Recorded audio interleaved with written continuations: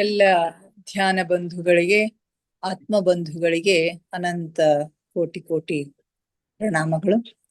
ಇಂದಿನ ಧ್ಯಾನ ಸ್ವಾಧ್ಯಾಯ ಸತ್ಸಂಗ ಕಾರ್ಯಕ್ರಮಕ್ಕೆ ತಮಗೆಲ್ಲರಿಗೂ ತುಂಬು ಹೃದಯದ ಸ್ವಾಗತ. ಮೊಟ್ಟ ಮೊದಲಿಗೆ ನಮ್ಮೆಲ್ಲರ ಧ್ಯಾನ ಗುರುಗಳಾದ ಪರಮ ಪೂಜ್ಯರಾದ ಬ್ರಹ್ಮರ್ಷಿ ಪಿತಾಮಹ ಡಾಕ್ಟರ್ ಸುಭಾಷ್ ಪತ್ರಿಜಿಯವರ ಚರಣ ಕಮಲಗಳಿಗೆ ವಂದಿಸುತ್ತಾ, ಗುರುಮಾತಾ ಸ್ವರ್ಣಮಾಲಾ ಅಮ್ಮನವರ ಪಾದ ಕಮಲಗಳಿಗೆ ನಮಿಸುತ್ತಾ, ನಮ್ಮೆಲ್ಲರ ಚೈತನ್ಯ ಶಕ್ತಿಯಾಗಿರ್ತಕ್ಕಂಥ ಮಹಾವತಾರ್ ಬಾಬಾ ಅವರನ್ನ ನನ್ನ ಮಂದಿರದಲ್ಲಿ ಸ್ಮರಿಸುತ್ತಾ, ನನ್ನ ಗುರುಗಳಾದ ತಟವಾಲಿ ಬಾಬಾ, ಬರ್ಫಾನಿ ಬಾಬಾ, ಮಹದಾನಂದ ಬಾಬಾಜಿಯವರನ್ನ ನನ್ನ ಹೃದಯ ಮಂದಿರದಲ್ಲಿ ಸ್ಮರಿಸುತ್ತಾ, ನಮ್ಮ ಮಾರ್ಗದರ್ಶಕ ಗುರುಗಳಾಗಿರ್ತಕ್ಕಂಥ ಡಾಕ್ಟರ್ ಜೀವಂದರ್ ಕೇತಪ್ಪ ಸರ್ ಅವರಿಗೆ ವಂದಿಸುತ್ತಾ, ಅಯ್ಯಪ್ಪ ಪಿಂಡಿ ಸರ್ ಅವರಿಗೆ ವಂದಿಸುತ್ತಾ, ಸೀತಾ ಮಾತೆ, ಯಶೋಧರಾ ಮಾತೆ, ವಸುಂಧರಾ ಮಾತೆಯರಿಗೆ ವಂದಿಸುತ್ತಾ, ಎಲ್ಲ ಆಸ್ಟ್ರಲ್ ಮಾಸ್ಟರ್ಸ್ ಗಳಿಗೆ, ಪಿರಾಮಿಡ್ ಮಾಸ್ಟರ್ಸ್ ಗಳಿಗೆ ವಂದಿಸುತ್ತಾ, ಅವರೆಲ್ಲರ ಚೈತನ್ಯ ಶಕ್ತಿಯೊಂದಿಗೆ ನಮ್ಮ ಚೈತನ್ಯ ಶಕ್ತಿಯನ್ನ ಅನುಸಂಧಾನಗೊಳಿಸುತ್ತಾ ಇಂದಿನ ಸ್ವಾಧ್ಯಾಯವನ್ನ ಪ್ರಾರಂಭಿಸೋಣ. ಮಾಸ್ಟರ್ಸ್, ಸ್ವಾಧ್ಯಾಯಕ್ಕಾಗಿ ನಾವು ತೆಗೆದುಕೊಂಡಿರ್ತಕ್ಕಂಥ ಪುಸ್ತಕ ಆತ್ಮಾಯಣ.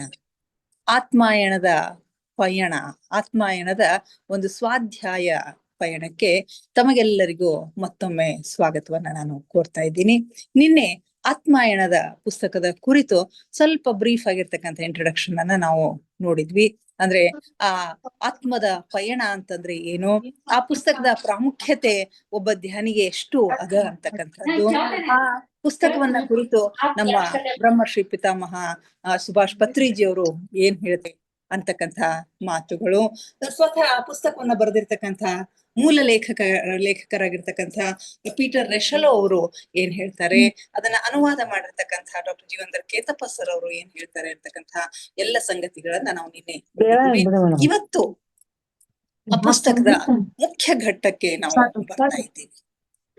ಮೂಲಭೂತವಾಗಿ ಆ ಪುಸ್ತಕ ಬರೀಲಿಕ್ಕೆ ಅಥವಾ ಪೀಟರ್ ರೆಶಲೋ ಅವರಿಗೆ ಆ ಅನುಭವ ಆಗ್ಲಿಕ್ಕೆ, ಆ ಒಂದು ಅದ್ಭುತ ಅನುಭವ ಆಗ್ಲಿಕ್ಕೆ, ಆ ಒಂದು ಆತ್ಮದ ಪಯಣವನ್ನ ಮಾಡ್ಲಿಕ್ಕೆ, ಅವರು ಸೂಕ್ಷ್ಮ ಶರೀರ ಯಾನವನ್ನ ಮಾಡಿ ಯಾವ್ಯಾವುದೋ ಲೋಕಗಳಿಗೆ ಪ್ರವೇಶ ಮಾಡಿ ಏನೇನೋ ಅದ್ಭುತವಾಗಿರ್ತಕ್ಕಂಥ ಅನುಭವಗಳನ್ನ ಪಡಿಲಿಕ್ಕೆ ಕಾರಣವಾಗಿರ್ತಕ್ಕಂಥ ಒಂದು ಘಟನೆ ಏನು ಸಂಭವಿಸ್ತು ಅಂತಕ್ಕಂಥದ್ದನ್ನ ನಾವಿವತ್ತು ನೋಡೋಣ. ಅಂದು ಅಂತಂದ್ರೆ ದಿನಾಂಕ 7 ಜುಲೈ 1941 ಡೇಟ್ ಸಮೇತ ಅವರು ಹೇಳ್ತಾರೆ. ಜುಲೈ 7, 1941 ಪೂರ್ವ ಲಂಡನ್ನಿನ ಜಂಗೀದತರ್ನಿಂದ ಒಂದು ತಂತಿ ಸಂದೇಶ, ಒಂದು ಟೆಲಿಗ್ರಾಮ್ ಅವರಿಗೆ ಬಂದಿರುತ್ತೆ. ಆ ಟೆಲಿಗ್ರಾಮ್ ಅನ್ನ ಕುರಿತು ಅದರ ಆಲೋಚನೆಯಲ್ಲಿನೇ ಅವರು ಮುಳುಗಿರ್ತಾರೆ. ಅದು ಏನು ಟೆಲಿಗ್ರಾಮ, ಏನು ವಿಷಯವನ್ನ ಒಳಗೊಂಡಿತ್ತು ಅಂತಂದ್ರೆ, ಪೀಟರ್ ರೆಶಲೋ ಅವರ ತಮ್ಮ ಚಾರ್ಲ್ಸ್ ಅಂತಕ್ಕಂಥವನು ಇಂಗ್ಲೆಂಡಿನ ವಾಯುಸೇನೆಯ ಯುದ್ಧದಲ್ಲಿ ಹತನಾಗಿದ್ದಾನೆ ಅಂತಕ್ಕಂಥ ಸಂದೇಶವನ್ನು ಹೊತ್ತು ತಂದಿರತಕ್ಕಂಥ ಒಂದು ಟೆಲಿಗ್ರಾಮ್ ಅದು ಆಗಿರುತ್ತೆ.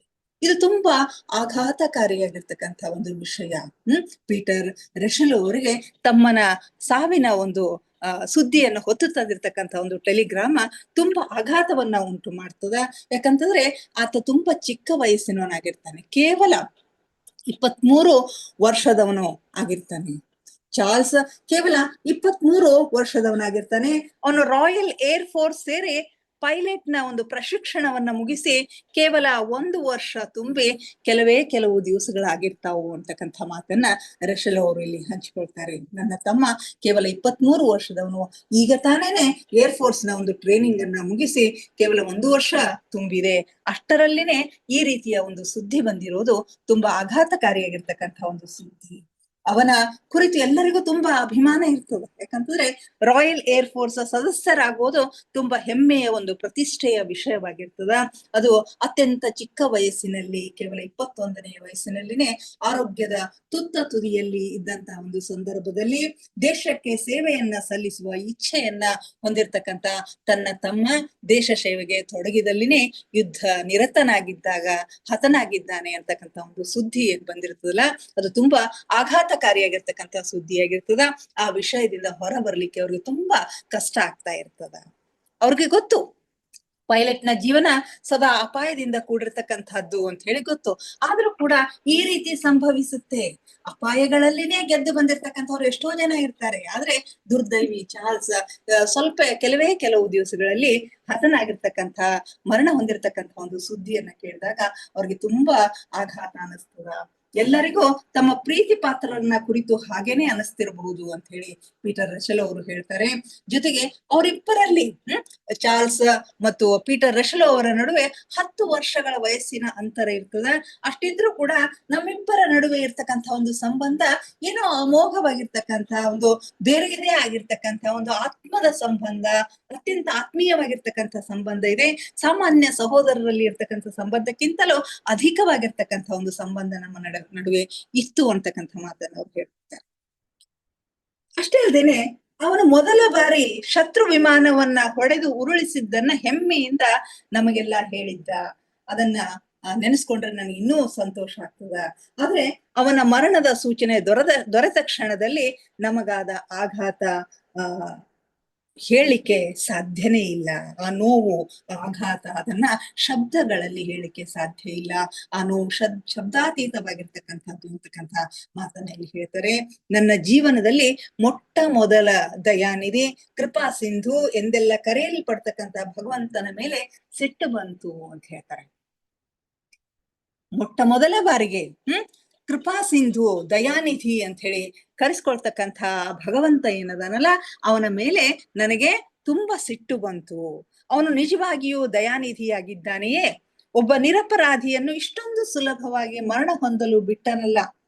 ಇಂತಹ ಜನ್ಮದಾತನು ಕೃಪಾಳು ಎಂದು ಕರೆಸಿಕೊಳ್ಳಲು ಅರ್ಹನಿರುವನೇ ಅಂತಕ್ಕಂಥ ಒಂದು ಮಾತನ್ನ ಅವರು ಹೇಳ್ತಾರೆ. ಹೀಗೆ ತುಂಬಾ ಆಘಾತಕಾರಿಯಾಗಿರ್ತಕ್ಕಂತಹ ವಿಷಯವನ್ನ ಕರಗಿಸ್ಕೊಳ್ಳಿಕ್ಕೆ ಸಾಧ್ಯವಾಗದೇ ಇರ್ತಕ್ಕಂಥ ಒಂದು ಪರಿಸ್ಥಿತಿಯಲ್ಲಿ ಪೀಟರ್ ರಶೆಲ್ ಅಂತಾರೆ ಈ ಪುಸ್ತಕದ ಮೂಲ ಲೇಖಕರು ಇರ್ತಾರೆ. ಅವರೇ ಹೇಳ್ತಾರೆ ಒಂದ್ ಕಡೆಗೆ, ನಾನು ಕೆಥೋಲಿಕ್ ವಿಧಾನದಿಂದ ಬೆಳೆದವನು. ಇತರ ಕ್ರಿಶ್ಚಿಯನ್ನರ ಹಾಗೆ ಬಹಳಷ್ಟು ಸಂಗತಿಗಳನ್ನ ಸಹಜವಾಗಿ ನಾ ಸ್ವೀಕರಿಸ್ತಾ ಇದ್ದೆ. ಕ್ಯಾಥೋಲಿಕ್ ಪಂಥಕ್ಕೆ ಸೇರಿದ್ರು ಕೂಡ ನಾನು ಸಾಮಾನ್ಯ ಕ್ರಿಶ್ಚಿಯನ್ರ ಹಾಗೆ ಎಲ್ಲ ಸಂಗತಿಗಳನ್ನ ಅತ್ಯಂತ ಸಹಜವಾಗಿ ನಾನು ತೆಗೆದುಕೊಳ್ತಾ ಇದ್ದೆ. ಆದ್ರೆ ಈಗ ತಮ್ಮನ ಮರಣದ ಸುದ್ದಿ ಬಂದಾಗಿನಿಂದ ನನಗೆ ಚರ್ಚ್ಗೆ ಹೋಗ್ಲಿಕ್ಕೆ ಸಾಧ್ಯವಾಗ್ತಾ ಇಲ್ಲ, ಪಾದ್ರಿಯ ಬಳಿಗೆ ಹೋಗ್ಲಿಕ್ಕೆ ಮನಸ್ಸು ಒಪ್ತಾ ಇಲ್ಲ. ಅಷ್ಟೇ ಏಕೆ, ಪ್ರಾರ್ಥನೆ ಮಾಡ್ಲಿಕ್ಕೂ ಕೂಡ ನನಗೆ ಮನಸ್ಸಾಗ್ತಾ ಇಲ್ಲ. ಆ ಭಗವಂತನು ನನ್ನಿಂದ ನನ್ನ ಪ್ರೀತಿ ಪಾತ್ರನಾಗಿರ್ತಕ್ಕಂಥ ವಸ್ತುವನ್ನ, ಅತ್ಯಂತ ಪ್ರೀತಿ ಪಾತ್ರನಾಗಿರ್ತಕ್ಕಂಥ ವಸ್ತುವನ್ನ ಕಸಿದುಕೊಂಡಿರೋದ್ರಿಂದ ನಾನು ಏನಂತ ಅವನಿಗೆ ಪ್ರಾರ್ಥನೆ ಮಾಡಲಿ? ಆ ಭಗವಂತನಿಗೆ ನಾನೇನು ಶಾಪ ನೀಡಲಿಲ್ಲ, ಆದ್ರೆ ಅವನನ್ನು ದ್ವೇಷಿಸತೊಡಗಿದೆ ಅಂತ ಹೇಳ್ತಾರೆ. ಹಾಗಂತ ಹೇಳಿ ಆ ಭಗವಂತನನ್ನ ನಾನು ಶಾಪ ನೀಡ್ಲಿಲ್ಲ, ಆದ್ರೆ ಅವನನ್ನ ದ್ವೇಷ ಮಾಡ್ಲಿಕ್ಕೆ ನಾನು ಶುರು ಮಾಡಿದೆ ಅಂತ ಹೇಳಿ. ಜೊತೆಗೆ ಚಾರ್ಲ್ಸ್ ರಜೆಯ ಸಮಯದಲ್ಲಿ ಮನೆಗೆ ಬಂದಾಗ ಅವನ ಪ್ರಸನ್ನ ಚಿತ್ತವಾಗಿರ್ತಕ್ಕಂಥ ಮುಖವನ್ನ ನೋಡ್ಲಿಕ್ಕೆ, ಅವನ ನಗುವನ್ನ ನೋಡ್ಲಿಕ್ಕೆ, ಅವನ ಧ್ವನಿಯನ್ನ ಕೇಳಲಿಕ್ಕೆ ನಾನು ಕಾತರನಾಗಿದ್ದೆ. ರಜಾ ದಿನಗಳಲ್ಲಿ ಅವ ಬರ್ತಾನಂತ ಹೇಳಿ ಏನೇನೋ ಕಾರ್ಯಕ್ರಮಗಳನ್ನ, ಏನೇನೋ ಪ್ರೋಗ್ರಾಮ್ಸ್ ಗಳನ್ನ ಅವರು ಹಾಕೊಂಡಿರ್ತಾರೆ. ಆ ಎಲ್ಲ ಕಾರ್ಯಕ್ರಮಗಳನ್ನ ನಾನು ಸಿದ್ಧಪಡಿಸಿದ್ದೆ. ಆದ್ರೆ ಈಗ ಅವೆಲ್ಲವೂ ಕೇವಲ ಶೂನ್ಯವಾಯಿತು ಅಂತಕ್ಕಂಥ ಮಾತನ್ನ ಹೇಳ್ತಾರೆ. ಇಷ್ಟೆಲ್ಲ ನೋವನ್ನ ತೋಡಿಕೊಳ್ಳುವುದರ ಜೊತೆಗೆ ಪೀಟರ್ ರಸೆಲ್ ಅವ್ರು ಏನ್ ಹೇಳ್ತಾರೆ ಅಂದ್ರೆ, ಆ ಅವಿಸ್ಮರಣೀಯ ದಿನವು ಬರುವವರೆಗೆ, ಒಂದು ಅವಿಸ್ಮರಣೀಯ ದಿನವು ಅವರ ಬದುಕಿನಲ್ಲಿ ಬಂತು. ಆ ಭಾರತೀಯ ಗುರುವಿನ ದರ್ಶನ ಅವರಿಗೆ ಆಗತ್ತೆ. ಆ ದಿನ ಬರೋ ತನಕನು ಕೆಲವು ವಾರಗಳ ಹಿಂದೆ ಈ ಮನಸ್ಥಿತಿಯಲ್ಲಿ, ನೋವಿನ ಮನಸ್ಥಿತಿಯಲ್ಲಿ, ತಮ್ಮನ ಸಾವನ್ನ ಎಕ್ಸೆಪ್ಟ್ ಮಾಡ್ಕೊಳ್ಳಿಕ್ಕೆ ಆಗದೇ ಇರ್ತಕ್ಕಂಥ ಒಂದು ಮನಸ್ಥಿತಿಯಲ್ಲಿ ನಾನು ಕುಳಿತಿದ್ದೆ. ಈಗ ನನ್ನಲ್ಲಿ ಆಗಿರುವ ಬದಲಾವಣೆಗಳನ್ನ ಗಮನಿಸಿದ್ರೆ ಇದೆಲ್ಲ ಹಿಂದಿನ ಜನ್ಮದಲ್ಲಿ ನಡೆದ ಘಟನೆಗಳಂತ ಅನಿಸ್ತಾ ಇದೆ. ನನಗೂ ಕೂಡ ಅದನ್ನ ಒಪ್ಕೊಳ್ಳಿಕ್ಕೆ ಸಾಧ್ಯ ಆಗ್ತಾ ಇಲ್ಲ. ನನ್ನಲ್ಲಿ ಆಗಿರ್ತಕ್ಕಂತಹ ಬದಲಾವಣೆಗಳನ್ನ ಗಮನಿಸಿದ್ರೆ ಅದು ಈ ಜನ್ಮದ್ದಲ್ಲ, ಅದು ಹಿಂದಿನ ಜನ್ಮದ ಏನೋ ಸಂಬಂಧ ಇದೆ, ಅಲ್ಲಿ ನಡೆದ ಘಟನೆಗಳಾಗೆ ಕಾಣ್ತಾ ಇದೆ. ಆದ್ರೆ ನನಗೆ ಪ್ರತಿಯೊಂದು ಸಂಗತಿಯು ಅತ್ಯಂತ ಸೂಕ್ಷ್ಮವಾಗಿ ನೆನಪಿದೆ. ಏನು ನಡೆಯಿತು ಅನ್ನೋದ್ರ ಬಗ್ಗೆ ಅತ್ಯಂತ ಸೂಕ್ಷ್ಮವಾಗಿ ಪ್ರತಿಯೊಂದು ಸಂಗತಿನೂ ನನಗೆ ನೆನಪದ. ಕೊನೆ ಉಸಿರು ಇರುವವರೆಗೇನೂ ನನಗದು ನೆನಪಿರ್ತದ ಅಂತಕ್ಕಂಥ ಮಾತನ್ನ ಹೇಳ್ತಾರೆ. ಅಲ್ಲಿ ಏನು ಘಟಿಸಿದೆಯೋ ಅದನ್ನು ನಿಮಗೆ ಯಥಾ ರೀತಿಯಾಗಿ ನಾನು ಹೇಳಲು ಪ್ರಯತ್ನಿಸಿದ್ದೇನೆ. ನನ್ನ ಬದುಕಿನಲ್ಲಿ ಏನು ಘಟಿಸಿದೆಯೋ, ಏನು ಘಟನೆ ಘಟಿಸಿದೆಯೋ, ನನಗೂ ಕೂಡ ವಿಶ್ವಾಸ ಬರದೇನೆ, ನನಗೂ ಕೂಡ ನಂಬಲಿಕ್ಕೆ ಆಗದೆ ಇರ್ತಕ್ಕಂಥ ಘಟನೆ ಜರುಗಿದೆ. ಅದು ನನಗೆ ಸ್ಪಷ್ಟವಾಗಿ ನೆನಪಿದೆ. ಅದೆಲ್ಲವನ್ನು, ಅದು ಏನು ಜರುಗಿದೆಯೋ ಅದೆಲ್ಲವನ್ನು ನಿಮ್ಮ ಮುಂದೆ ನಾನು ಪ್ರಸ್ತುತಪಡಿಸ್ತಾ ಇದ್ದೇನೆ ಅಂತ ಹೇಳ್ತಾರೆ. ಇಷ್ಟಾಗಿಯೂ ಸಂಗತಿಗಳು ಚದುರಿದಂತೆ ಅನಿಸಿದ್ರೆ ದಯವಿಟ್ಟು ನನ್ನನ್ನು ಕ್ಷಮಿಸಿ ಅಂತ ಹೇಳ್ತಾರೆ. ಯಾಕಂತಂದ್ರೆ ನಾನು ಇಲ್ಲಿಯವರೆಗೆ ಒಂದು ಕಥೆಯನ್ನು ಕೂಡ ಬರೆದಿಲ್ಲ. ನಾನು ಲೇಖಕನಲ್ಲ, ಬರಹಗಾರ ಅಲ್ಲ ಅಂತಕ್ಕಂಥ ಮಾತನ್ನ ಮೊದಲೇ ಅವ್ರು ಹೇಳ್ತಾರೆ. ಇದುವರೆಗೆ ಒಂದು ಕಥೆಯನ್ನು ಕೂಡ ನಾನು ಬರೀತಕ್ಕಂಥ ಒಂದು ಪ್ರಯತ್ನವನ್ನ ಮಾಡಿಲ್ಲ.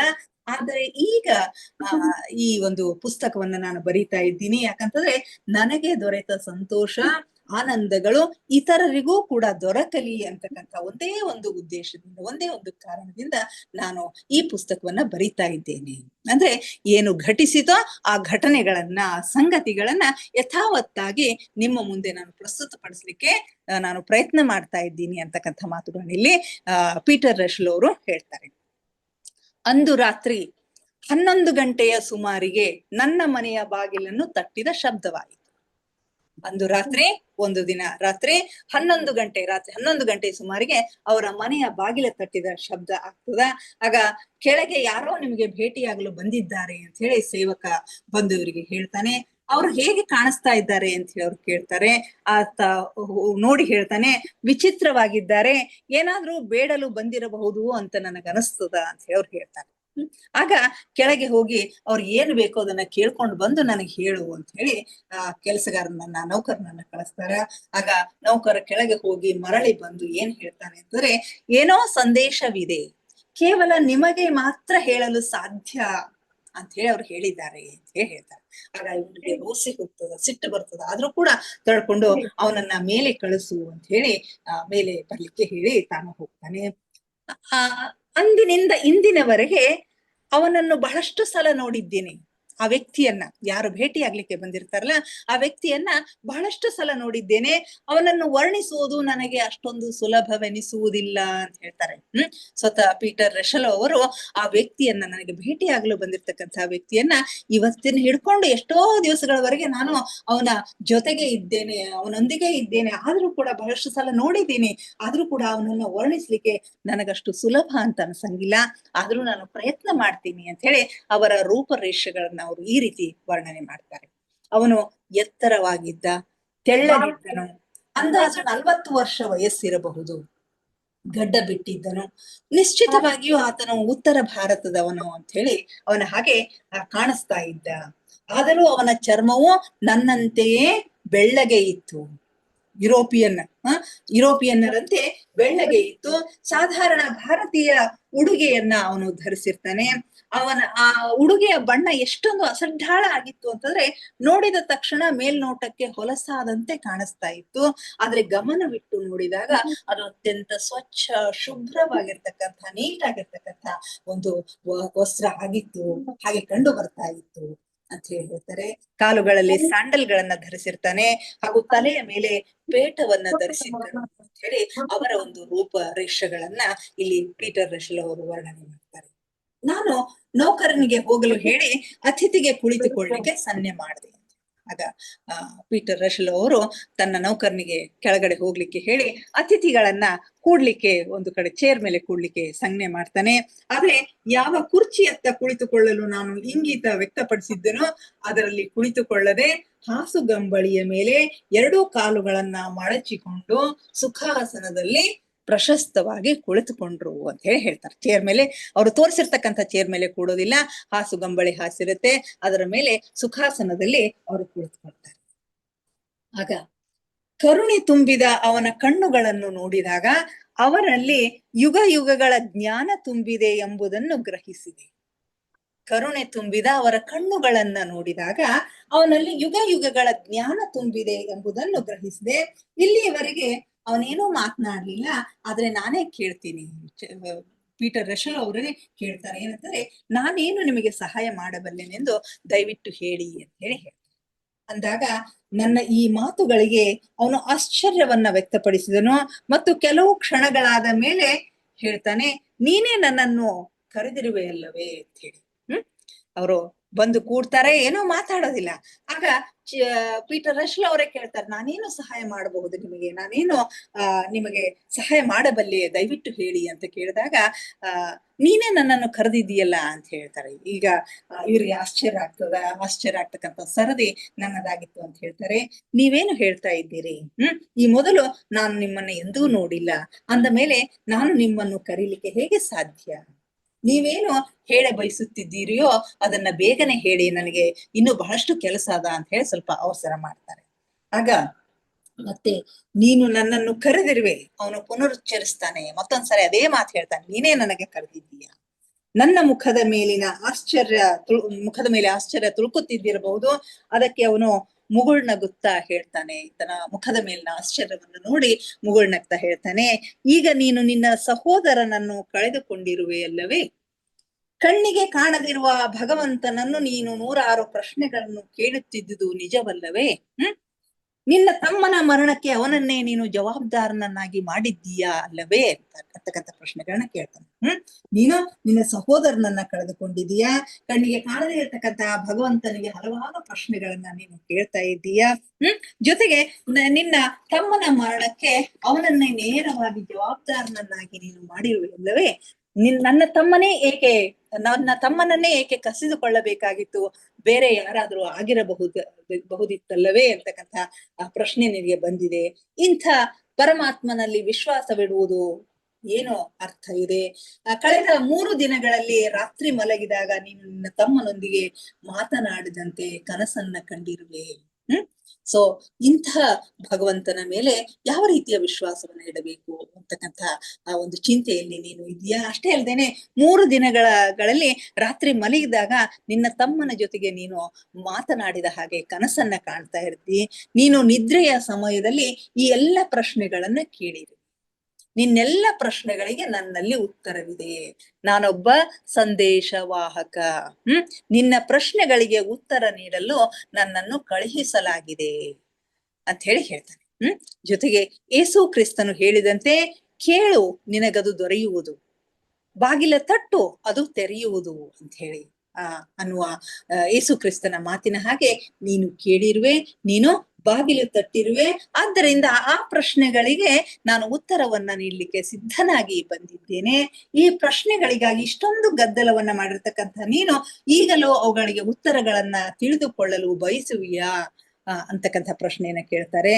ಅದು ನಿನ್ನನ್ನ ಅವಲಂಬಿಸಿದೆ ಅಂತಕ್ಕಂಥ ಮಾತುಗಳನ್ನ ಇಲ್ಲಿ ಹೇಳ್ತಾರೆ. ಆಗ ಪೀಟರ್ ರಶಲ್ ಅವರು, ಹೌದು, ನನ್ನ ಪ್ರಶ್ನೆಗಳಿಗೆ ನಾನು ಅಗತ್ಯವಾಗಿ ಉತ್ತರಗಳನ್ನ ತಿಳಿದುಕೊಳ್ಳ ಬಯಸುತ್ತೇನೆ ಅಂತ ಹೇಳ್ತಾರೆ. ಆದ್ರೆ ಮೊದಲು ನೀನು ಯಾರು ಅನ್ನೋದನ್ನ ನನಗೆ ಸ್ಪಷ್ಟವಾಗಿ ಹೇಳು.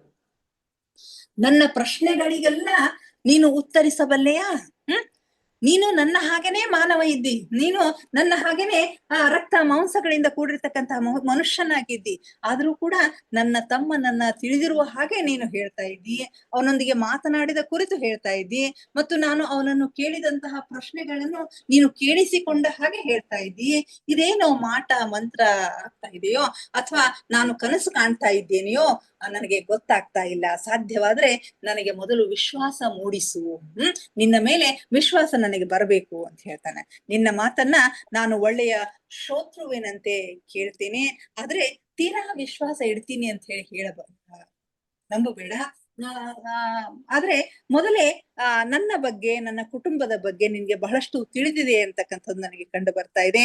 ನೀನು ಹೇಳುವುದೆಲ್ಲವನ್ನೂ ನಾನು ಕೇಳ್ತೀನಿ, ಹೇಳು ಅಂತ ಹೇಳ್ತಾನೆ. ಆಗ ಆತ ಹೇಳ್ತಾನೆ, ತಿಳಿದುಕೊಳ್ಳಿಕ್ಕೆ ಸ್ವಲ್ಪ ಸಮಯ ಹಿಡಿತದ, ಇದಕ್ಕಾಗಿ ನೀನು ಸ್ವಲ್ಪ ಸಮಯವನ್ನ ತೆಗೆದು ಇರಿಸಿದಿ ಅಂತಂದ್ರೆ ನಾನು 1-2 ಗಂಟೆಗಳಷ್ಟು ಸಮಯ ಬಿಡುವು ಮಾಡಿಕೊಂಡು ಬಂದು ಆಗಾಗ ಬಂದು ಕಥೆಯನ್ನ ಪೂರ್ಣಗೊಳಿಸ್ತೀನಿ ಅಂತಕ್ಕಂಥ ಮಾತುಗಳನ್ನ ಹೇಳ್ತಾನೆ. ಆಗ ನಾನು ಹೇಳುವುದರಲ್ಲಿ ನಿನಗೆ ಪೂರ್ಣ ವಿಶ್ವಾಸ ಮೂಡುವುದು ಎಂದು ನಾನು ಹೇಳಲಾರೆ. ನಾನು ಹೇಳ್ತೀನಿ, ನಿನ್ನ ಪ್ರಶ್ನೆಗಳಿಗೆ ಉತ್ತರವನ್ನ ಕೊಡ್ತೀನಿ, ಆದ್ರೆ ನಾನು ಹೇಳ್ತಕ್ಕಂಥ ಉತ್ತರಗಳಲ್ಲೆಲ್ಲ ನಿನಗೆ ಸಂಪೂರ್ಣವಾಗಿ ವಿಶ್ವಾಸ ಬರ್ತದ ಅಂತ ಹೇಳಿ ನಾನು ಹೇಳಂಗಿಲ್ಲ.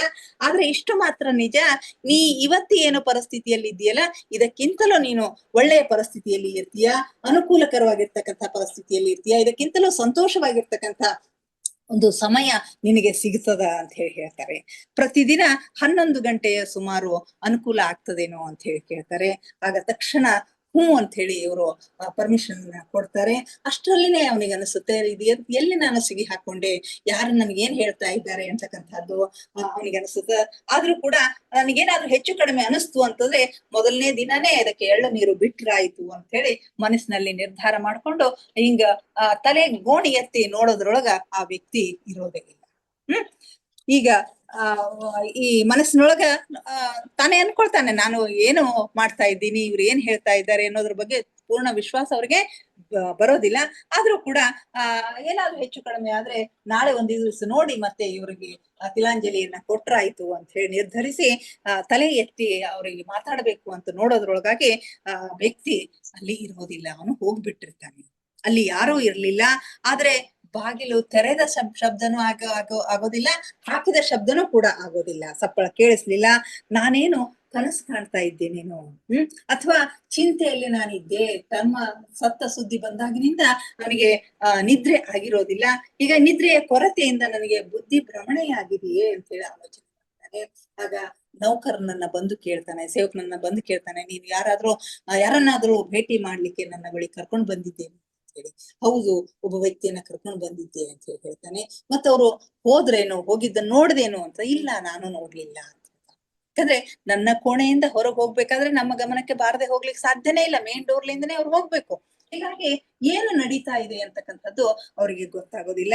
ಹೀಗೆ ಗೊಂದಲದಲ್ಲಿ ಅವನು ಉಳಿತಾನೆ. ಇನ್ ಏನಿದ್ರು ನಾಳೆನೆ ನೋಡೋಣ, ಯಾಕಂತಂದ್ರೆ ನಾಳೆ ಮತ್ತೆ 11 ಗಂಟೆಗೆ ಬರ್ತೀನಿ ಅಂತ ಹೇಳಿದ್ದಾರೆ. ಆ 11 ಗಂಟೆಗೆ ನನ್ನ ಕೋಣೆಯಲ್ಲಿ ನಾನು ಅವರಿಗಾಗಿ ದಾರಿ ಕಾಯ್ತೇನೆ ಅಂತಕ್ಕಂಥ ಮಾತನ್ನಲ್ಲಿ ಹೇಳ್ತಾರೆ.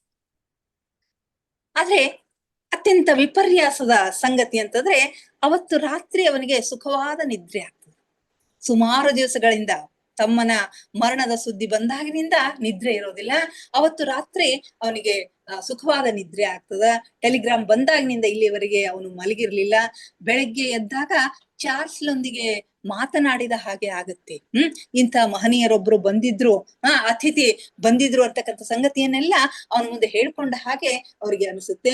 ಇದನ್ನು ಹೇಳಿದ ಮೇಲೆ ಕನಸಿನಲ್ಲಿ ಚಾರ್ಲ್ಸ್ಗೆ ಏನೋ ಆಶ್ಚರ್ಯ ಅನಿಸೋದಿಲ್ಲ. ಹೀಗಾಗಿ ನನ್ನ ಭಾರತೀಯ ಮಿತ್ರನು ಇಂದು ಬರುವುದು ನಿಶ್ಚಿತ ಅಂತಕ್ಕಂಥ ವಿಶ್ವಾಸ ನನಗೆ ಉಂಟಾಯ್ತು.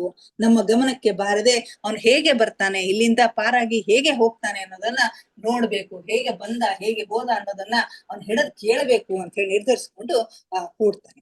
ಸರಿಯಾಗಿ 11 ಗಂಟೆಗೆ ಬಾಗಿಲ ಕಡೆಗೆ ನೋಡ್ತಾ ಇರ್ತಾನೆ. ಆದ್ರೆ ಒಂದು ಮಧುರವಾಗಿರ್ತಕ್ಕಂಥ ಧ್ವನಿ ಅವರ ಮೊಳಕೈ ಸಮೀಪದಿಂದಲೇ ಕೇಳಿಸ್ತಾರೆ. ಹೇಗೆ ಬಂದ್ರು, ಏನ್ ಮಾಡಿದ್ರು ಏನೋ ಗೊತ್ತಾಗೋದಿಲ್ಲ. ಅವರ ಪಕ್ಕದಲ್ಲಿನೇ, ಅವರ ಮೊಳಕೈ ಸಮೀಪದಲ್ಲಿನೇ ಒಂದು ಧ್ವನಿ ಕೇಳಿಸ್ತದ. ಸರಿ, ಈಗಲೂ ನೀನು ನಿನ್ನ ಪ್ರಶ್ನೆಗಳಿಗೆ ಉತ್ತರವನ್ನು ಹೊಂದ ಬಯಸುತ್ತೀಯಾ ಎಂಬುದನ್ನು ಹೇಳು. ಅವನು ಬರುವುದನ್ನು ನಾನು ನೋಡಲಿಲ್ಲ, ಆದ್ರೆ ವಿಚಿತ್ರ ಅಂತಂದ್ರೆ ಅವನ ಧ್ವನಿಯನ್ನು ಕೇಳಿ ನಾನು ಸ್ವಲ್ಪ ಪುನಃ ನಿರ್ಮಳನಾದೆ ಅಂತ ಹೇಳಿ. ಅವ್ರು ಹೇಗೆ ಬಂದ್ರು ಅನ್ನೋದನ್ನ ನೋಡಿಲ್ಲ, ಆದ್ರೆ ಧ್ವನಿಯನ್ನ ಕೇಳಿದಾಗ ಏನೋ ಒಂದು ರೀತಿಯ ಸಮಾಧಾನ ಅವರಿಗೆ ಆಗ್ತದ. ನಿಶ್ಚಿತವಾಗಿಯೂ ನಾನು ನನ್ನ ಪ್ರಶ್ನೆಗಳ ಉತ್ತರವನ್ನ ಕೇಳಲಿಕ್ಕೆ ನಾನು ತಯಾರಿ ಇದ್ದೇನೆ ಅಂತ ಹೇಳಿ ಹೇಳ್ತಾನೆ. ಯಾವುದೇ ಶಿಷ್ಟಾಚಾರದ ಮಾತುಗಳಿಲ್ಲದೇನೆ ಅವನು ಮತ್ತೆ ಕೆಳಗೆ ಕುಳಿತುಕೊಳ್ತಾರೆ.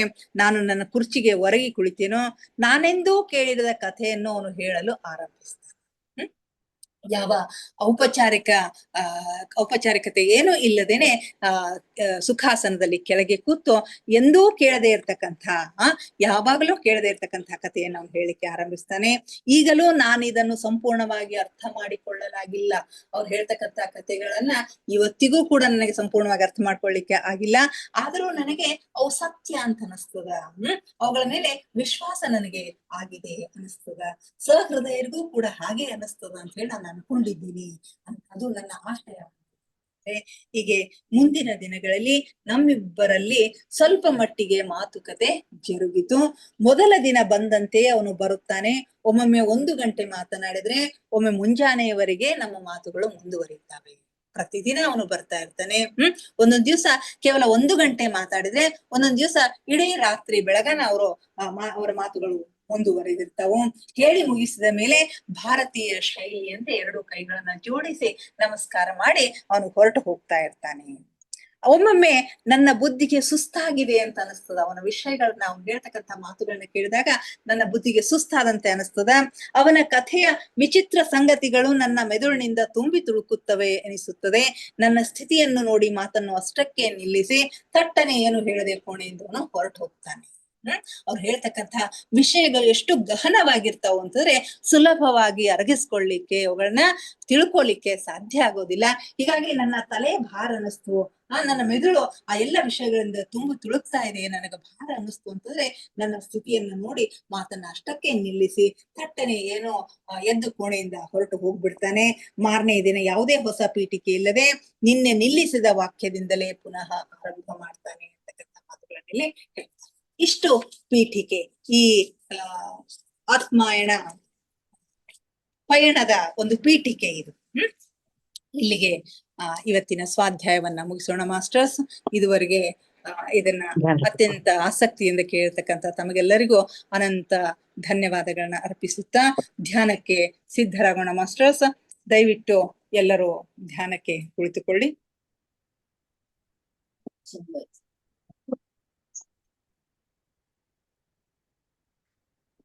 ಯಾವುದಾದರೂ ಸ್ಥಿರ ಸುಖಾಸನದಲ್ಲಿ ಕುಳಿತುಕೊಳ್ಳಿ. ಚೇರ್ ಮೇಲೆ ಕುಳಿತಿದ್ರೆ ಕಾಲುಗಳನ್ನ ಕ್ರಾಸ್ ಮಾಡ್ಕೊಳ್ರಿ. ಕೈ ಬೆರಳುಗಳನ್ನ ಒಂದ್ರೊಳಗೊಂದು ಸೇರಿಸಿಕೊಳ್ರಿ. ಕನ್ನಡಕವನ್ನ ತೆಗೆಯಿರಿ. ಕಣ್ಣುಗಳನ್ನ ನಿಧಾನವಾಗಿ ಮುಚ್ಚಿ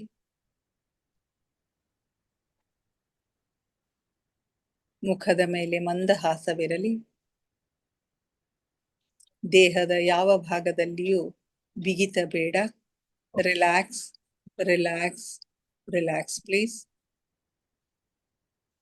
ಮೊಟ್ಟ ಮೊದಲಿಗೆ ನಮ್ಮೆಲ್ಲರ ಧ್ಯಾನ ಗುರುಗಳಾದ ಪರಮ ಪೂಜ್ಯರಾದ ಬ್ರಹ್ಮರ್ಷಿ ಪಿತಾಮಹ ಡಾಕ್ಟರ್ ಸುಭಾಷ್ ಪತ್ರಿಜಿಯವರ ಚರಣ ಕಮಲಗಳಿಗೆ ವಂದಿಸುತ್ತ, ಗುರುಮಾತಾ ಸ್ವರ್ಣಮಾಲಾ ಅಮ್ಮನವರ ಪಾದಕಮಲಗಳಿಗೆ ನಮಿಸುತ್ತ, ನಮ್ಮೆಲ್ಲರ ಚೈತನ್ಯ ಶಕ್ತಿಯಾಗಿರ್ತಕ್ಕಂಥ ಮಹೋತಾರ್ ಬಾಬಾ ಅವರನ್ನ ಮಂದಿರದಲ್ಲಿ ಸ್ಮರಿಸುತ್ತ, ನನ್ನ ಗುರುಗಳಾದ ತಟವಾಲಿ ಬಾಬಾ, ಬರ್ಫಾನಿ ಬಾಬಾ, ಮಹದಾನಂದ ಬಾಬಾಜಿಯವರನ್ನ ನನ್ನ ಹೃದಯ ಮಂದಿರದಲ್ಲಿ ಸ್ಮರಿಸುತ್ತ, ನಮ್ಮ ಮಾರ್ಗದರ್ಶಕ ಗುರುಗಳಾದ ಡಾಕ್ಟರ್ ಜೀವಂದರ್ ಕೇತಪ್ಪ ಸರ್ ಅವರಿಗೆ ವಂದಿಸುತ್ತ, ಅಯ್ಯಪ್ಪ ಪಿಂಟಿ ಸರ್ ಅವರಿಗೆ ವಂದಿಸುತ್ತ, ಎಲ್ಲ ಆಸ್ಟ್ರಲ್ ಮಾಸ್ಟರ್ಸ್ಗಳಿಗೆ, ಪಿರಾಮಿಡ್ ಮಾಸ್ಟರ್ಸ್ಗಳಿಗೆ ವಂದಿಸುತ್ತ, ಸೀತಾ ಮಾತೆ, ಯಶೋಧರ ಮಾತೆ, ವಸುಂಧರ ಮಾತೆಯರಿಗೆ ವಂದಿಸುತ್ತ, ಬ್ರಹ್ಮರ್ಷಿಗಳು, ಬ್ರಹ್ಮರ್ಷಿ ಪತ್ನಿಯರಿಗೆ ವಂದಿಸುತ್ತ, ಸಪ್ತರ್ಷಿಗಳು, ಸಪ್ತರ್ಷಿ ಪತ್ನಿಯರಿಗೆ ವಂದಿಸುತ್ತ, ಅವರೆಲ್ಲರ ಚೈತನ್ಯ ಶಕ್ತಿಯೊಂದಿಗೆ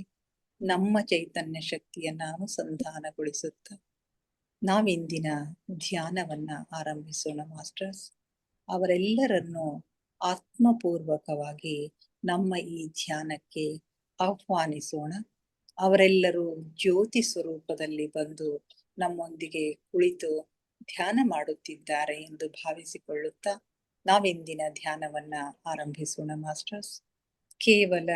ಕೇವಲ ಸಹಜ ಶ್ವಾಸದ ಮೇಲೆ ಗಮನವಿರಲಿ. ಪ್ರಕೃತಿ ಸಹಜವಾಗಿರ್ತಕ್ಕಂಥ ಉಸಿರಾಟವಿರಲಿ. ಒಳ ಹೋಗುವ ಉಸಿರು, ಹೊರ ಬರುವ ಉಸಿರನ್ನೇ ಏಕಧಾರೆಯಾಗಿ ನಿರಂತರವಾಗಿ ಗಮನಿಸಿ ಮಾಸ್ಟರ್ಸ್. ಉಸಿರನ್ನ ಒಳಗೆ ತೆಗೆದುಕೊಂಡಾಗ ತಂಪು ಅನುಭವವಾಗುತ್ತೆ, ಹೊರಗೆ ಬಿಡುವಾಗ ಬಿಸಿ ಅನುಭವವಾಗುತ್ತೆ. ಅದನ್ನು ಗಮನಿಸಿ ಮಾಸ್ಟರ್ಸ್. ಯಾವ ಆಲೋಚನೆಗಳು ಬೇಡ, ಯಾವ ಮಂತ್ರ ಜಪ ತಪಗಳು ಬೇಡ. ಕೇವಲ ಉಸಿರಿನ ಮೇಲೆ ಧ್ಯಾನವಿರಲಿ. ಯಾವಾಗ ನಿಮ್ಮ ಗಮನ ಸಂಪೂರ್ಣವಾಗಿ ಉಸಿರಿನ ಮೇಲೆ ಇರುತ್ತದೆಯೋ ಆಗ ಆಲೋಚನೆಗಳು ಶೂನ್ಯವಾಗುತ್ತವೆ. ಆಲೋಚನೆಗಳು ಶೂನ್ಯವಾದಾಗ ಧ್ಯಾನ ಸಿದ್ಧಿಸುತ್ತದೆ ಮಾಸ್ಟರ್ಸ್.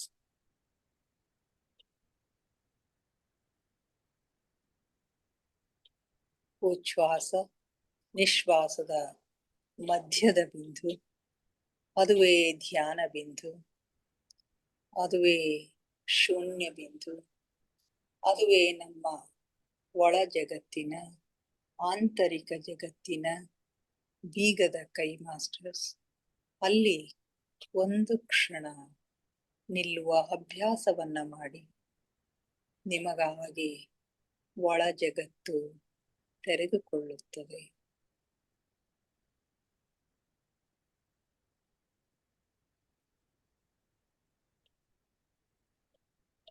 ಆಲಿಸಿ, ಆಲಿಸಿ ಸೂಕ್ಷ್ಮ ಸ್ವರಗಳನ್ನ, ಸೂಕ್ಷ್ಮ ನಾದಗಳನ್ನ ಆಲಿಸಿ. ಜೀರುಂಡೆಯ ನಾದವನ್ನ ಆಲಿಸಿ, ಘಂಟಾನಾದವನ್ನ ಆಲಿಸಿ, ಓಂಕಾರ ನಾದವನ್ನ ಆಲಿಸಿ. ನೀವೆಷ್ಟು ಸೂಕ್ಷ್ಮಗಳನ್ನು ಆಲಿಸಲು ಶಕ್ತರಾಗುತ್ತೀರಿ, ಅಷ್ಟು ಒಳ ಜಗತ್ತಿನ ಆಗುಹೋಗುಗಳು, ಆಂತರಿಕ ಜಗತ್ತಿನ ಆಗುಹೋಗುಗಳು, ಸೂಕ್ಷ್ಮ ಜಗತ್ತಿನ ಆಗುಹೋಗುಗಳು, ಮೇಲು ಲೋಕದ ಆಗುಹೋಗುಗಳು ನಮ್ಮ ಗಮನಕ್ಕೆ ಸ್ಪಷ್ಟವಾಗಿ ಗೋಚರಿಸುತ್ತವೆ ಮಾಸ್ಟರ್ಸ್.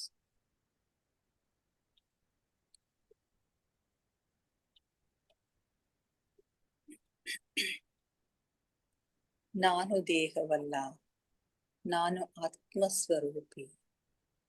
ನನ್ನ ಉಸಿರೇ ನನ್ನ ಗುರು.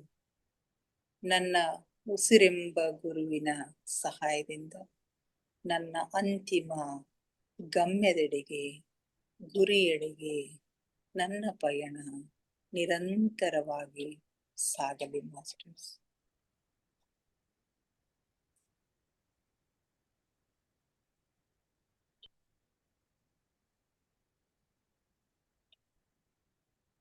ಧ್ಯಾನ ಆಳವಾಗ್ತಾ ಇದೆ. ಉಸಿರು ನಿಧಾನವಾಗ್ತಾ ಇದೆ.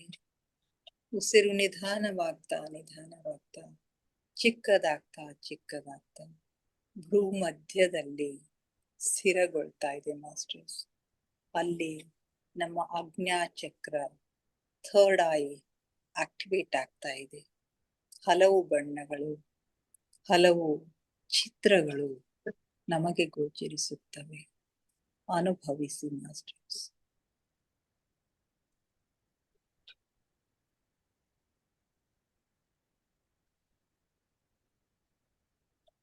ಆಳವಾದ ಧ್ಯಾನದ ಹಾಲ್ಗಡಲಿನಲ್ಲಿ ನಿಮ್ಮನ್ನು ನೀವು ಮುಳುಗಿಸಿ ಮಾಸ್ಟರ್ಸ್. ಆಲಿಸಿ, ಆನಂದಿಸಿ, ಆಹ್ಲಾದಿಸಿ. ಪರಮಾತ್ಮನ ಅಸ್ತಿತ್ವವನ್ನ ಅನುಭವಿಸಿ ಮಾಸ್ಟರ್ಸ್.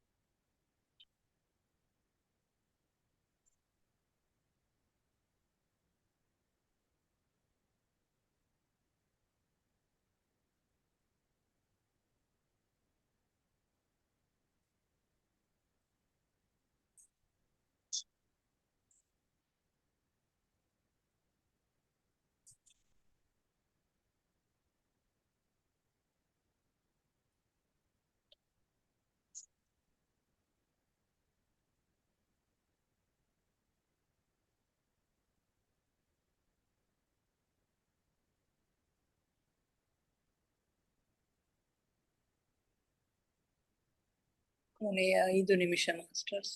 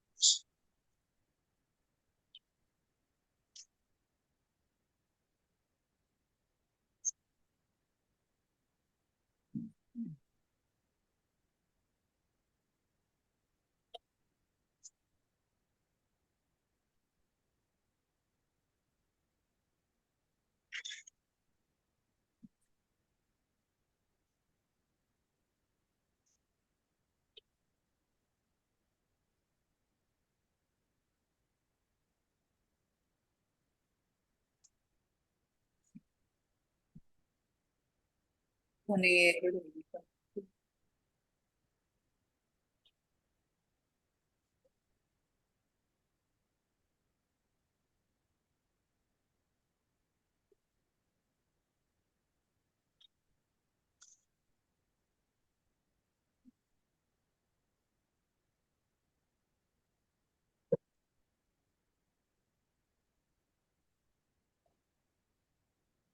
ಕೊನೆಯ 1 ನಿಮಿಷ. ನಿಧಾನವಾಗಿ ಧ್ಯಾನದಿಂದ ಹೊರಬರಲು ಪ್ರಯತ್ನಿಸಿ ಮಾಸ್ಟರ್ಸ್.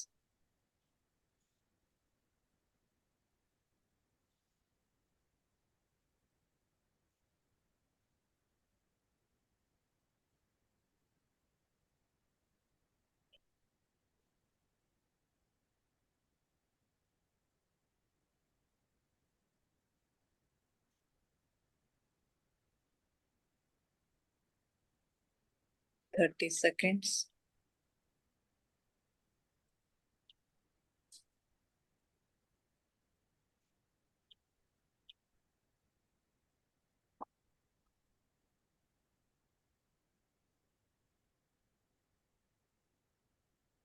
Ten seconds.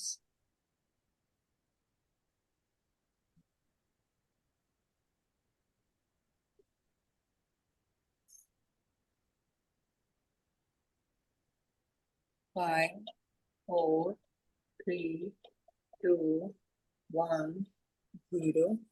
ನಿಧಾನವಾಗಿ ನಿಮ್ಮ ಕೈ ಬೆರಳುಗಳನ್ನ ಕಣ್ಣುಗಳ ಮೇಲೆ ಇಟ್ಕೊಳ್ಳಿ ಮಾಸ್ಟರ್ಸ್. 5 seconds. 5, 4, 3, 2, 1, 0. ನಿಧಾನವಾಗಿ ಕಣ್ಣುಗಳ ಮೇಲಿನ ಕೈಗಳನ್ನ ತೆಗೆಯಿ. ಕಣ್ಣುಗಳನ್ನ ಓಪನ್ ಮಾಡಿ masters. Thank you, thank you, thank you everybody.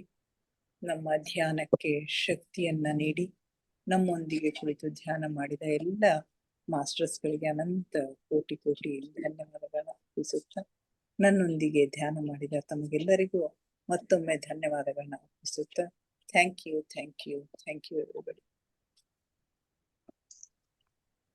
ತುಂಬಾ ಚೆನ್ನಾಗಿ ಮೂಡಿ ಬಂತು ಮೇಡಮ್. ಸ್ವಾಧ್ಯಾಯ ಹೇಳ್ರಿ ಮೇಡಮ್.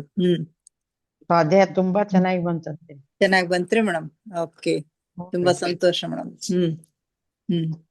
ಮೇಡಮ್ ಹೇಳಿದ್ರಿ ಏನ್ರಿ ಮೇಡಮ್?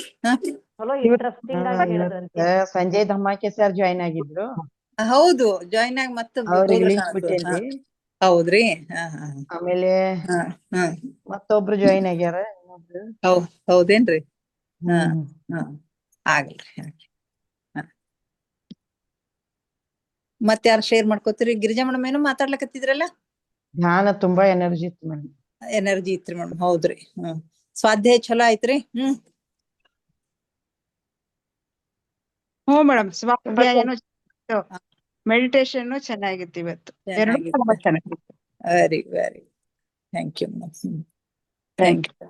ಜೈ ಸರ್ ಇದ್ದೀರಿ? ಮತ್ತೆ ಲೆಫ್ಟ್ ಆಗ್ಯಾರ. ಹಲೋ, ಮತ್ತೆ ಯಾರು ಶೇರ್ ಮಾಡ್ಕೊತೀರಿ? ಮಾಡ್ಕೊಡ್ರಿ. ಗಂಗಾ ಅನ್ಮ್ಯೂಟ್ ಇದೆಯಲ್ಲ, ಮಾತಾಡ್. ಹಾ ರೇಖಾ, ಸ್ವಾಧ್ಯಾಯ ತುಂಬಾ ಚೆನ್ನಾಗಿತ್ತು. ಇಂಟ್ರೆಸ್ಟಿಂಗ್ ಆಗಿ ಕೇಳೋದು ಇದು ಅನಿಸ್ತದ. ಅದೇ ಮುಂದೆ ಇನ್ನ ಸ್ವಲ್ಪ ಆದ್ಮೇಲೆ ಅದ್ರ ಪೂರಾ ವಿಷಯ ಗೊತ್ತಾಗ್ತದೆ. ಈಗ ಒಂದಿಷ್ಟು ಇದು ಬಂದದ. ಅವ್ರು ಮತ್ತೆ ಅವ್ರವ್ರ ವ್ಯಕ್ತಿ ಸ್ವಾಮಿ ಬಂದಿದ್ರಲ್ಲ, ಅವ್ರು ಎವ್ರಿ ಡೇ ಬರ್ತಾರ. ಎವ್ರಿ ಡೇ ಬಂದ್ ಎಲ್ಲಾ ಸಂಗತಿಗಳನ್ನ ಹೇಳ್ತಾರ. ಅವ್ರು ಹೇಳ್ತಾರೇನ್ರಿ? ಎಲ್ಲ ಹೇಳ್ಕೊತ ಹೋಗ್ತಾರ. ಒಂದೊಂದೇ ವಿಷಯಗಳೆಲ್ಲ ಹೇಳ್ಕೊತ ಹೋಗ್ತಾರ. Okay okay okay. ಇದು ಪೀಠಿಕೆ, ಇದು ಪೀಠಿಕೆ. ಹೌದಲ್ಲ. ಪೂರಾ ಆತ್ಮದ ಒಂದು ಪಯಣ ಮಾಡಿಸ್ತಾರ ಅವ್ರೆಲ್ಲ. ಅವ್ರಿಗೆ ಕರ್ಕೊಂಡು ಹೋಗಿ ದಿವಸ ಒಂದೊಂದು ಲೋಕಗಳಿಗೆ ಹೋಗಿ ಅಲ್ಲಿ ಅನುಭವಗಳನ್ನ ಮಾಡ್ಕೊಂಡು ಅಲ್ಲಿ ಯಾರ್ಯಾರ ಜೊತೆಗೂ ಮಾತಾಡ್ಕೊಂಡು ಚೆನ್ನಾಗಿದೆ. ಚೆನ್ನಾಗಿದೆ. ಚೆನ್ನಾಗಿದೆ. ಓಕೆ, ಬರ್ತೀನಿ. ಇನ್ನೊಂದ್ ನಿಮಿಷ ಬಂದೆ. ಮಾಡಿದ್ರಿ? ಇಲ್ಲ ಇಲ್ಲ ಇಲ್ಲ, ನಿಮ್ ಸಲಗಿ ಅವ್ರೂಪ ಊಟ ಟೈಮ್ ವಾಕಿಂಗ್ ಎಲ್ಲೋ ಹೊರಗೆ ಹೋಗಿದ್ರು. ಧ್ಯಾನ ಕೂತಿದ್ದಲ್ಲ, ಊಟ ಸಲಗೆ. ಮತ್ತೆ ಯಾರು ಶೇರ್ ಮಾಡ್ಕೊತೀರಿ? ವಿಜಯಲಕ್ಷ್ಮಿ ಮೇಡಮ್. ಹಲೋ ಮೇಡಮ್, ಧ್ಯಾನ ತುಂಬಾ ಚೆನ್ನಾಗಾಯ್ತು ಮೇಡಮ್. ತುಂಬಾ ಡೀಪ್ ಇತ್ತು. ಮತ್ತೆ ಅದು ಸ್ವಲ್ಪ ಬಿಗಿನಿಂಗ್ ಸ್ವಲ್ಪ ತಪ್ಪಿತ್ತು ನನ್ಗೆ. ಹೌದು, ನೀವು ಸ್ವಲ್ಪ ಲೇಟ್ ಮಾಡಿದ್ರಿ ಜಾಯ್ನ್ ಆಗ್ಲಿಕ್ಕೆ. ಸ್ವಲ್ಪ ಆದಷ್ಟು ಜಲ್ದಿ ಜಾಯ್ನ್ ಆದ್ರಂದ್ರೆ ಚಲೋ ಆಗ್ತದೆ ಮೇಡಮ್. 2-3 ನಿಮಿಷ ವೇಟ್ ಮಾಡಿದೆ ನಾನು. 3 ನಿಮಿಷ ಮಾಡಿ ಶುರು ಮಾಡಿದೆ. Okay madam. ಏನಿತ್ತು ಮೇಡಮ್ ಮೊದಲು ಬಿಗಿನಿಂಗ್? ಅದು ಒಂದು ಡೇಟ್ ಅದರಿ ಮೇಡಮ್. ಜುಲೈ 7th ಜುಲೈ 1941 ಒಳಗ ಒಂದು ಟೆಲಿಗ್ರಾಮ್ ಬಂದಿರ್ತದೆ ಅವ್ರಿಗೆ. ಪೀಟರ್ ರೆಶಲೋ ಅಂತೇನಿ ಪುಸ್ತಕ ಬರೆದ ಆಥರ್ ಅದಾರಲ್ಲ, ಅವ್ರ ತಮ್ಮ ಚಾರ್ಲ್ಸ್ ಅವ ಯುದ್ಧ ವಿಮಾನದೊಳಗ ಕೆಲಸ ಮಾಡ್ತಿರ್ತಾನ್ರಿ. ಅವ ಮರಣ ಹೊಂದಿದ ಸುದ್ದಿ ಬರ್ತದ. ಆ ವಿಷಯದ ಕುರಿತು ಅವ್ರ ಚಿಂತೆಯೊಳಗ ಇರ್ತಾರ. ಆ ಸಂದರ್ಭದೊಳಗ ಒಬ್ರು ಗುರುಗಳು ಬರ್ತಾರ. ಅವ್ರಿಗೆ ಬಂದ ಆ ವಿಷಯಗಳನ್ನೆಲ್ಲ ಹೇಳ್ಕೊತಿರ್ತಾರ. ಮತ್ತೆ ಅದು ತುಂಬಾ ತಂಗಿ ಅಂದ್ರ ಯಾರವ್ರು? ತಂಗಿ ಯಾರು ಅಂದ್ರಲ್ಲ ತಂಗಿ ಯಾರು? ಹಾ ತಂಗಿಲ್ಲ ಅವ್ರ ತಮ್ಮ ಚಾರ್ಲ್ಸ್ ಅಂತ ಹೇಳಿ ತಮ್ಮ. ತಮ್ಮನೇ. ಏರ್ ಫೋರ್ಸ್ ಒಳಗ ಅವ್ರು ಕೆಲಸ ಮಾಡ್ತಾ ಇರ್ತಾರ. ಬಹಳ ಸಣ್ಣ ವಯಸ್ಸಿಗೆ 23 ವರ್ಷಕ್ಕೆ ಅವ್ರು ಮರಣ ಹೊಂತಾರ. ಹಾ ರಾಯಲ್ ಏರ್ ಫೋರ್ಸ್ ಸದಸ್ಯ ಆಗೋದು ಅಂತ ಅಂದ್ರೆ ಪ್ರತಿಷ್ಠೆಯ ಒಂದು ವಿಷಯ ಇರ್ತದ. ಆ ತಮ್ಮನ ಬಗ್ಗೆ ಬಹಳ ಅವ್ರಿಗೆ ಅಭಿಮಾನ ಇರ್ತದ. ಆ ಸುದ್ದಿ ಬಂದಾಗ ಹಿಡ್ದ ದೇವರ ಮೇಲೆ ಅವ್ರ ವಿಶ್ವಾಸ ಹೋಗ್ತದ. ಹಾ ದೇವ್ರ ಚರ್ಚಿಗೆ ಹೋಗ್ಲಿಕ್ಕೆ ಅವ್ರು ಕ್ರಿಶ್ಚಿಯನ್ ಇರ್ತಾರ. ಅವ್ರು ಕ್ಯಾಥೋಲಿಕ್ ಪಂಥಕ್ಕೆ ಸೇರ್ತಾ ಕ್ರಿಶ್ಚಿಯನ್ ಇರ್ತಾರ. ಆದ್ರೂ ಕೂಡ ಚರ್ಚಿಗೆ ಹೋಗ್ಲಿಕ್ಕೆ, ಪಾದ್ರಿಗೆ ಭೇಟಿ ಆಗ್ಲಿಕ್ಕೆ, ದೇವ್ರು ಕೃಪಾ ಸಿಂಧು ದಯಾಳು ಅಂತೀವಿ, ಇಂಥನ್ನ ಪ್ರೀತಿ ಪಾತ್ರ ತಮ್ಮನ್ನ ತಗೊಂಡ್ ಹೋಗ್ಯಾನ ಅಂತ ಹೇಳಿ ಅವನಿಗೆ ಅವ್ರು ದ್ವೇಷ ಮಾಡ್ಲಿಕ್ಕೆ ಶುರು ಮಾಡ್ತಾರ ದೇವ್ರಿಗೆ. ಶಾಪ ಏನ್ ಹಾಕಂಗಿಲ್ಲ, ಆದ್ರೆ ದ್ವೇಷ ಮಾಡ್ತೀನಿ ಅಂತ ಹೇಳ್ತಾರೆ. ಆದ್ರೆ ಈ ಒಂದು ಘಟನೆ ಸಂಭವಿಸೋ ಪೂರ್ವದಲ್ಲಿ ಇದೇ ಮನಸ್ಥಿತಿಯೊಳಗ ಅವ್ರು ಇರ್ತಾರ. ಆ ಘಟನೆ ಏನು ಅಂತಂದ್ರೆ ಒಬ್ಬ ಗುರು ಬರ್ತಾರ್ರಿ, ಭಾರತೀಯ ಗುರು ಬರ್ತಾರ್ರಿ ಅವ್ರ ಮನೆಗೆ. ಒಬ್ಬ ಭಾರತೀಯ ಗುರು ಅದೇ ಒಂದು ಮನಸ್ಥಿತಿಯೊಳಗೆ ನಾ ಇದ್ದೆ ಅಂತ ಹೇಳಿ ಹೇಳ್ತಾರೆ. ಆಮೇಲೆ ಅವ್ರು ಬಂದು ಏನ್ ಘಟಿಸ್ಯದ ಅದು ನನಗ್ ನೆನಪದ, ನಾನು ಕೊನೆಯವರೆಗೂ ನಂಗೆ ನೆನಪಿರ್ತದ, ಅದ್ ಏನ್ ನಡೆದದ ಅನ್ನೋದನ್ನ ನಿಮ್ ಮುಂದೆ ನಾನು ಪ್ರಸ್ತುತಪಡಿಸ್ತಾ ಇದ್ದೀನಿ ಅಂತ ಹೇಳ್ತಾರ. ಆ ಎಲ್ಲ ಘಟನೆಗಳು ಕೆಲವೊಂದು ನನಗುನು ಇವತ್ತಿಗೂ ಕೆಲವೊಂದನ್ನ ನಂಬ್ಲಿಕ್ಕೆ ನನಗೆ ಸಾಧ್ಯ ಆಗಿಲ್ಲ. ಆದ್ರೂನು ಅದ್ರೊಳಗ ನನಗ್ ಸತ್ಯ ಅಂತ ಅನಸ್ತದ, ನನಗೂ ವಿಶ್ವಾಸ ಉಂಟಾಗ್ಯದ, ಅದ್ನ ನಿಮಗುನು ಹಾಂಗ ಅನಸ್ತದ ಅಂತ ಹೇಳಿ ನಾನು ಅನ್ಕೋತೀನಿ ಅಂತ ಹೇಳಿ ಅವ್ರ ಮುಂದ್ ಕತಿ ಹೇಳಿಕ್ ಶುರು ಮಾಡ್ತಾರ.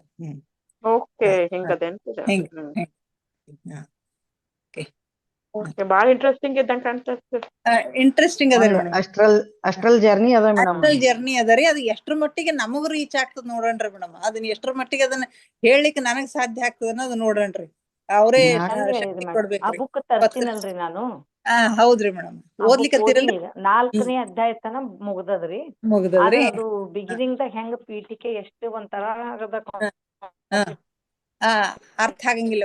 ಒಂದೇ ಸರಿ ಹೇಳಿದ್ರಿ ಇಂಟ್ರೆಸ್ಟಿಂಗ್ ಆಗಿ. ಹೌದು, ಒಮ್ಮಿಗೆ ಅರ್ಥ ಆಗೋದಿಲ್ಲ. ಒಮ್ಮೆಗೆ ಅರ್ಥ ಆಗಂಗಿಲ್ಲ. ಹಂಗೆ ಆಗ್ತದ.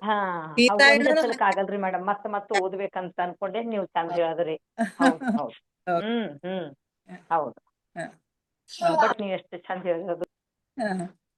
ಅರ್ಥ ಈಗ ಸ್ವಲ್ಪ ಒಂದು ಐಡಿಯಾ ಬಂತ್ರಿ ಮೇಡಮ್. ಹೌದ್ರಿ. Okay okay. ನಾಳೆ ಮತ್ತೆ ಭೇಟಿ ಅಧ್ಯಾಯದಿಂದ ಬಹಳ ಇಂಟ್ರೆಸ್ಟಿಂಗ್ ಅದ. Okay madam. ಓಕೆ. ನಾಳೆ ಮತ್ತೆ ಭೇಟಿಯಾಗೋಣ. ಧ್ಯಾನ ಸ್ವಾಧ್ಯಾಯ ಸತ್ಸಂಗದೊಂದಿಗೆ ಎಲ್ಲರಿಗೂ ಮತ್ತೊಮ್ಮೆ ಅನಂತ ಕೋಟಿ ಧನ್ಯವಾದಗಳನ್ನ ಅರ್ಪಿಸ್ತಾ ಇದ್ದೇನೆ. ಓಕೆ, ಎಂಡ್ ಮಾಡೋಣ್ರಿ. ನಮಸ್ಕಾರ. ನಮಸ್ಕಾರ.